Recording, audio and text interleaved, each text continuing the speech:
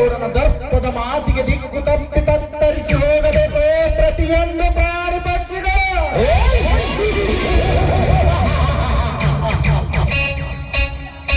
ಅಂದಾಗಲೇ ಈ ಗೌಡನ ದುಡ್ಡಿನ ದರ್ಪದ ಮುಂದೆ ಯಾವನಾದರೂ ತಲೆ ಎತ್ತಿ ಮಾತನಾಡಲು ಸಾಧ್ಯವೇ ಈ ತರ ಮೇಲೆ? ಒಂದು ವೇಳೆ ಈ ನನ್ನ ಸಿಡಿಲಿನ ಆಟದ ಮುಂದೆ ಯಾವನಾದರೂ ತಲೆ ಎತ್ತಿ ಎದೆ ಒಪ್ಪಿಸಿ ಬಂದರೆ ಆ ಎದುರಾಳಿ ತಲೆಗುಡಂಗೆ ಈ ನನ್ನ ಬಂದೂಕಿನ ಬಾಯಿಗೆ ಮಾಡಿ ರಕ್ತದ ಕಾರಂಜಿಯನ್ನು ಕಡಲಿನಂತೆ ಅರಸದಿದ್ದರೆ ನನ್ನ ಹೆಸರು ಗೌಡನೆಂದು ಗೌರವದಿಂದ ನಡೆಯುತ್ತಿರುವ ಗರತಿಯರ ಶೀಲವನ್ನೇ ಹರಿದು ತಿನ್ನುವ ಗರ್ವದ ಗೌಡ ದೇವೇಗೌಡನೇ ಅಲ್ಲ.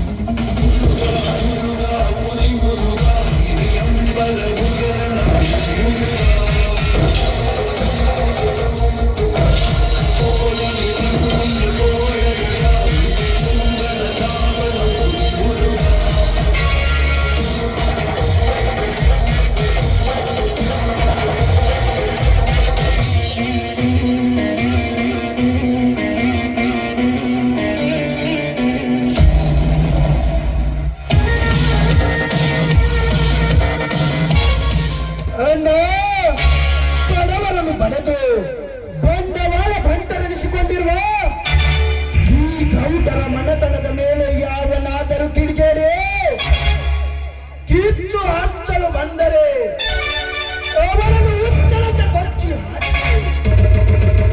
ಮನಸಿಚ್ಚಂತೆ ಮೆರೆದಂದೆಲ್ಲವೇ ಈ ಗೌಡರ ಕಾರ್ಯ.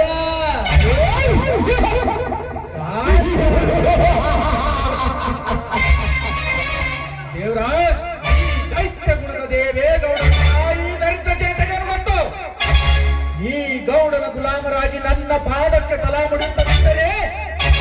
ಆ ಬಡಪಾಯಿಗಳ ಪ್ರಾಣ ಪಾವನೋಗುವುದು. ಕಿಲಾಡಿ ನಾವೆಂದು ಗಲಾಟೆ ತೋರಿಸಲು ಬಂದರೆ ಗಲಾಟೆ ಮಾಡದೆ ಗಪ್ಚುಪ್ಪಾಯಿ ಕಳಿಸಿಬಿಡೋಣ ಆಗಗನ ಯಾತ್ರೆಗೆ. ಅದಕ್ಕೆ ನನ್ನ ಮೊನ್ನೆ ನಿಂಗಪ್ಪನಂತೆ ನಿಗರಾಡಿ ವೀರಪ್ಪನಂತೆ ವೀರತು ತೋರಿಸಲು ಬಂದ ಹಾಡುವಗಳ ಕೊಲೆ ಮಾಡಿದೆ. ನರಸತ್ತ ಷಂಡರಂತೆ ನೋಡುತ್ತಿದ್ದರು ಈ ಜನ. ಒಬ್ಬರು ಬಂದು ಈ ದೇವರಾಜನನ್ನು ತಡೆಯಲಿಲ್ಲ. ತಡೆಯುವುದಷ್ಟೇ ಅಲ್ಲ ದೇವರಾಜ್, ನಿನ್ನ ಬಗ್ಗೆ ಯಾವ ಅಧಿಕಾರಿಗೂ ಸಹಿತ ಸುಳಿವು ಕೊಟ್ಟರು. ಆಡಲು ಸಹಿತ ಜಾಗ ಇರುವುದಿಲ್ಲ ಈ ಗೌಡ ನಂಗನಲ್ಲಿ. ನಾನು ಮಾಡಿದ್ದೆ ಮಾರ್ಗವೆಂದು ನನ್ನ ಮಾರ್ಗದಲ್ಲಿ ನಡೆದು ಬಂದರೆ ಸರಿ, ಇಲ್ಲ ನನ್ನ ಕಪಟದ ಕುಟುಂಬಕ್ಕೆ ಸಿಲುಕಿಸಿ ಕರಾಳ ರಾತ್ರಿಯನ್ನು ಅವರ ಜೀವನಕ್ಕೆ ತಂದು ತೋರ್ತೆ ಬಿಡಲಾರೆ ಆ ಬಡ ಪಾಯಿಗಳಿಗೆ ಮನದಾರೆ. ಹೌದನ್ನ ಎದರಿಸಿದರೆ ಹೆದರುವ ಜನ, ಎದ್ದು ನಿಂತರೆ ತಿರುಗಿ ಹೋಗುವ ಜನ. ತುಂಬಿ ತುಳುಕುತ್ತಿರುವ ಈ ಸಮಾಜದಲ್ಲಿ ನಾವೇಕೆ ಸಂಪನ್ನರಾಗಿ ಬಾಳಬೇಕಣ್ಣ? ನಮ್ಮ ಸೇಡಿಗೆ ಸವಾಲು ಹಾಕಿ ಎದೆ ಉಪ್ಪಿಸಿ ಕ್ಷಣ ಕ್ಷಣಕ್ಕೂ ಕಿಡಿ ಕಾರುವ ಕಡೆ ವೈರ್ಯದ ಬಗೆದು ಬಂಟರಾಗಿ ಬಾಳಬೇಕು ಈ ಬಗ್ಗಿಲ್ಲದ ಸಮಾಜದಲ್ಲಿ. Correct Devaraj, correct. ಅನ್ನ ಇಲ್ಲದವರಿಗೆ ಅನ್ನ ಹಾಕಿ ದುಡ್ಡು ಇಲ್ಲದವರಿಗೆ ದುಡ್ಡು ಕೊಟ್ಟು ಕಷ್ಟದಲ್ಲಿರುವವರಿಗೆ ಕರಡು ತೋರಿಸಿ ಕಾಪಾಡಿಕೊಂಡು ಬಂದ ಈ ದೇವೇಗೌಡನ ಮನೆತನದ ಮೇಲೆ ಯಾವುದಾದ್ರೂ ಬೀದಿ ನಾಯಿ ಬಹು ಎಂದು ಪೊಗಳನ್ನು ಬಂದರೆ ಅದಕ್ಕೆ ಮಬ್ಬು ಇಡಿಸಿ ಮರಣ ಪತ್ರ ಕೊಟ್ಟು ಕಳಿಸದಂತೆ ಈ ಧರೆಯ ಮೇಲೆ ದರ್ಬಾರ್ ಮಾಡುವ ಈ ದೇವೇಗೌಡರಿಗೆ ಭಾಷೆ.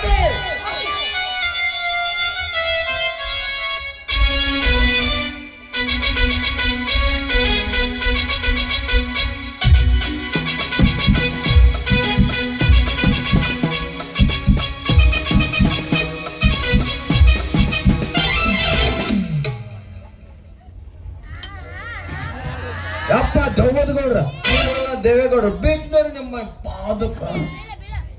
ಯಾಕೆಂದ್ರೆ ಸಾಲ ವಸೂಲಿ ಮಾಡಿಕೊಂಡು ಬರ್ತಾರೆ ಅಂತ ಹೋದ ನೀನು ದೊಡ್ಡ ಮೂಲದ ಗಂಟನ್ನೇ ಹೊತ್ತುಕೊಂಡು ಬಂದಿರುವಂತೆ ಕಾಣ್ತಿದೆಯಲ್ಲ. ಮೂಲ ಹಾಕೊಂಡ್ ಬರೋದಷ್ಟಲ್ರಿ ಗೌಡ್ರ, ನೀವ್ ಹೇಳ್ದಂಗ್ ಭಾರಿ ಬಿಗಿ ಬಂದೋಬಸ್ತ್ ಮಾಡಿ ಆ ಧರ್ಮನ ಮನೆ ಮುಂದೆ ನಿಂತು ನಮ್ ಗೌಡ್ರ ಸಾಲ ಕೊಡ್ತೇವ ಇಲ್ಲ ಮನಿ ಕಿಲಿ ಹಾಕೋಣ ಅಂತ ಹೇಳಿ ಬೈದಾಡಿ ಮನ್ಯಾಗಿನ ಸಾಮಾನು ಹೊರ ಹಾಕಕತ್ತಿದ್ನ. ಅಷ್ಟೊತ್ತಿ ಬಂದ್ ನೋಡ್ರಿ ಆ ಶಂಕ್ರ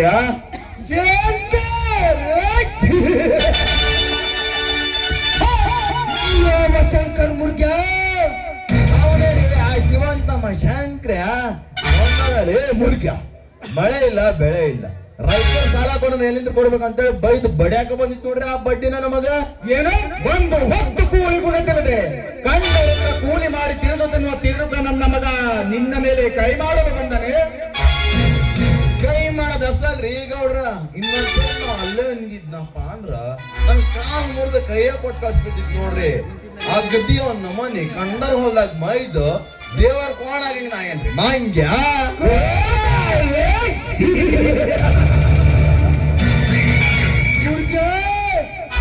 ಕಂಡ ಹೊಲದಲ್ಲಿ ಮೇಯ್ದು ಕೋಪೇರ್ದ ಕೋಣ ಕೊನೆಗೆ ಸುಣ್ಣದ ನೀರನ್ನು ಕುಡಿದು ಘಟ ಕಳೆದುಕೊಳ್ಳುವುದು. ಅದರಂತೆ ನಮ್ಮ ಮನೆಯನ್ನವನು ಉಂಡು ನಮಗೆ ಮಿಂಡುಗಾರಿಕೆ ಮಾತನಾಡಲು ಬಂದರೆ ಆ ಶಂಕರನ ಉಂಡನ್ನು ತೆಗೆದು ಉಂಡನ್ನು ಬೇರ್ಪಡಿಸ್ಬಿಡೋಣ. ದೇವರಾಜ್, ಅದು ನಮಗೆ ಬೇಕಾದ ಬೇಟೆ. ಆ ಶಿವಶಂಕರನನ್ನು ಇಷ್ಟು ಬೇಗ ಸಾಯಿಸುವುದು ತರವಲ್ಲ. ಯಾಕೆ ಅಂದರೆ ಹಿಂದೆ ಅವರ ತಂದೆ 40 ಎಕರೆ ಆಸ್ತಿ ನಮ್ಮ ಕಬ್ಜದಲ್ಲಿ ಬಿಟ್ಟು ಸತ್ತು ಹೋಗಿದ್ದಾನೆ. ಅದು ಅಲ್ಲದೆ ಆಸ್ತಿ ಸಹಿತ ಶಿವನ ಹೆಸರಿನಲ್ಲಿದೆ. ಅದಕ್ಕೆ ಹೇಗಾದರೂ ಮಾಡಿ ಮೋಸದಿಂದ ಕೈ ಹಾಕಿಸಿಕೊಂಡು ಆ ನಂತರ ಎತ್ತಿ ಹಾಕೋಣ ಆ ಬಕ ಪಕ್ಷಿಗಳನ್ನು. ಆ ಬಕ ಭಿಕಾರಿಗಳಿಗೆ ಕೈ ಹಾಕಿಸಿಕೊಳ್ಳೋದು ಎಷ್ಟೊತ್ತಿನ ಮಾತನ್ನ. ಈಗಲೇ ನನ್ನ ಬಂದು ಮಾತು ಹೇಳಿದರೆ ಸಾಕು. ನೇರವಾಗಿ ಶಿವಶಂಕರನ ಮನೆಗೆ ಹೋಗಿ ಒತ್ತಿ ಎಳೆದುಕೊಂಡು ಬಂದು ಸೈ ಹಾಕಿಸುತ್ತೇನೆ. ನೋಡು ದೇವರಾಜ್, ಬೆಣ್ಣೆಗೆ ಬೆಂಕಿಯ ಕಾವು ಕೊಟ್ಟಾಗಲೇ ಅದು ಕರೆಗೆ ತುಪ್ಪವಾಗುವುದು. ಅದರಂತೆ ಸಾಲದ ಮೇಲೆ ಸಾಲ ಕೊಟ್ಟು ಅದನ್ನು ಗುಡ್ಡದತ್ತರ ಬೆಳೆಸಿ ನೊಂದಲಾರದ ತುತ್ತಾದಾಗ ಸಾಯುವುದಕ್ಕೆ ಸಿದ್ಧವಾದಾಗ ಅದು ಒಂದು 10 ಎಕರೆ ಆಸ್ತಿ ನಮ್ಮಂತೆ ಮಾಡಿಕೊಂಡು ಬೀದಿಯ ಭಿಕಾರಿ ದಾಡಿಸಿದಾಗಲೇ ಈ ದೇವೇಗೌಡನ ಆತ್ಮಕ್ಕೆ ಶಾಂತಿ. ಅಲ್ಲಿವರೆಗೂ ನೀನೊಂದು ಸ್ವಲ್ಪ ತಾಳ್ಮೆ ತೆಗೆದುಕೋ. ಆಯ್ತಣ್ಣ, ನೀ ಹೇಳಿದಂತೆ ನಾನು ತಾಳಿಕೊಂಡು ಇರ್ತೇನೆ. ನನ್ನ ತಾಳ್ಮೆಯನ್ನು ಪರೀಕ್ಷಿಸಿ ನನ್ನ ತಾಳಿಕೊಂಡ ತಾಳ್ಮೆ ಕಟ್ಟಡವನ್ನು ಕೆಡವಿ ಹೋದರೆ ಇದೇ ನನ್ನ ಕಣ್ಣಿನಿಂದ ಗಡಿಪಾರು ಮಾಡಿಬಿಡುವೆ ಆ ದಾಂಡಿಗರನ್ನು. ಯಪ್ಪ ದೇವರಾಜಪ್ಪ, ನಿಮಗ ಮ್ಯಾಲ ಬುದ್ಧಿ ಸ್ವಲ್ಪ ಕಮ್ಮಿನೇ ಐತಿ. ಯಾಕ ನಿಮ್ ಮಣ್ಣರ್ಗೆ ನೀವು ಸಣ್ಣವ್ರಲ್ಲ, ಬರೀ ಸಣ್ಣ ಬುದ್ಧಿನ ಓಡಿಸಿ ಅವಸರ ಮಾಡಿ ಅಪಾಯ ಮಾಡ್ಕೊಂಡ್ ಬಿಡ್ತೀರಿ. ನಮ್ ದೊಡ್ಡ ಗೌಡ್ರ ಹೆಂಗ್ ಹೇಳ್ತಾನ ಕೇಳ್ರಲ್ಲ, ಹೌದಲ್ರಿ ಗೌಡ್ರ? ಹೌದು ದೇವರಾಜ್, ಸುತ್ತು 10 ಹಳ್ಳಿಯ ರೈತರ ಆಸ್ತಿಯ ಪತ್ರ ನಮ್ಮ ಕೈಗೆ ಸಿಕ್ಕಿವೆ ಎಂದಾಗ ಯಾರ ಆಸ್ತಿ ಹೇಗೆ ಹೊಡೆಯಬೇಕೆನ್ನುವುದು ನಿನಗೆ ತಿಳಿಲಾರದ ಮಾತು. ಮಾತಿನಲ್ಲಿ ಮರಳು ಮಾಡಿ ಹಣದಲ್ಲಿ ಹಾಸಿಗೆ ಹಾಸಿ ಗುಣದಲ್ಲಿ ದೊಡ್ಡವರಂತೆ ಕಂಡು ಕೊನೆಗೆ ಅವರ ಮನಕ್ಕೆ ಹಚ್ಚಬೇಕು ಮುಳ್ಳಿನ ಬೇಲೆ. ಅಂದಾಗ ನಾವು ಮಾಡುವ ಕಾರ್ಯ ಸಫಲವಾಗಲು ಸಾಧ್ಯ. ಗೌಡ್ರ, ಬರೀ ಮಾತು ಕಾರ್ಯ ಮುಗಿಸೋದಲ್ರಿ, ಅದು ಏನೈತಿ ಮೊದ್ಲು ಮಾಡಿ ಮುಗಿಸ್ರಿ, ಮಾತಾಡೋರಂತ. ಬರ್ರಿ ಪಾದದ ಮನೆಗೆ ಹೋಗಿ ಹೆಣ್ಣಿನ ಅಕ್ಕಿ ಹಾರಾಟವನ್ನ ಕಣ್ ತುಂಬ ನೋಡು.